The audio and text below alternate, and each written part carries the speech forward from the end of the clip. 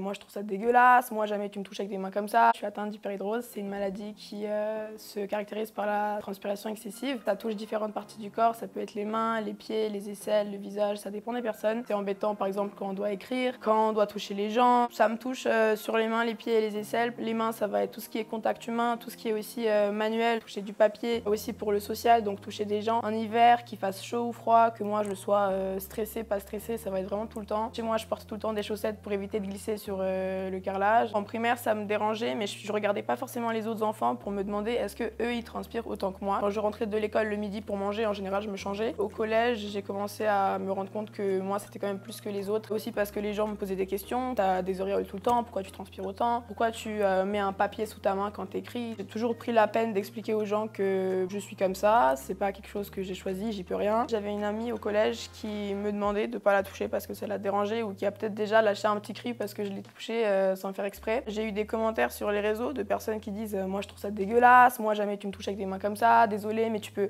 comprendre les gens qui trouvent ça dégueu, tu peux comprendre les gens que ça dérange, que ça surprend, les gens qui vont dire que t'es dégueulasse et ne me touchent jamais de la vie. Ça, je comprends pas. Quand je transpire, je ressens pas, j'ai pas forcément chaud. J'ai des sensations assez désagréables au niveau des mains. Il y a des moments où je transpire et j'ai les mains qui deviennent toutes rouges. J'ai souvent les doigts qui gonflent aussi à cause de ça. Des fois, je suis en ville et je me rends compte que tout ce que je touche est mouillé. Je dois avoir toujours des mouchoirs dans mon sac. Mon téléphone est tout le temps sale. Tout ce que je touche est trempé. L'argent, par exemple, quand je vais au supermarché et que je dois donner la monnaie à la caissière, si c'est un billet, je demande à mes amis de tenir le billet pour moi et de payer pour moi. Quand les gens réagissent et quand les gens s'essuient, par exemple, juste après, je le remarque. Je peux pas dire que je suis triste ou énervée ou fâchée contre eux parce que je pense que je ferai la même chose. C'est pas méchant, c'est normal. J'en ai parlé avec ma dermato, elle m'a serré la main, elle m'a fait m'asseoir, elle me demande pourquoi est-ce que tu es là. Je souffre d'hyperhidrose, j'aimerais bien un traitement. Elle me dit ah oui, j'avais remarqué. Elle m'a dit qu'il existe l'ionophorèse, un traitement où on a 2 bacs avec de l'eau et des plaques électriques et on met ses mains ou ses pieds dedans et il y a un courant électrique qui passe à la surface de la peau, ça picote. On peut régler l'intensité du courant, c'est pas dangereux non plus. Si on fait pas attention, on peut avoir des petites brûlures, surtout si on le fait trop souvent. Au début, ça va être 3 fois par semaine. Quand ça commence à faire effet, on va diminuer les séances jusqu'à par exemple 1 fois par mois. Aujourd'hui, je me sens pas forcément mieux qu'avant. Ça m'handicape toujours autant au quotidien. Je suis toujours autant en train de me dire t'as pas le choix, tu dois faire avec, tu dois vivre avec. C'est un peu dommage de savoir qu'il n'y a pas de traitement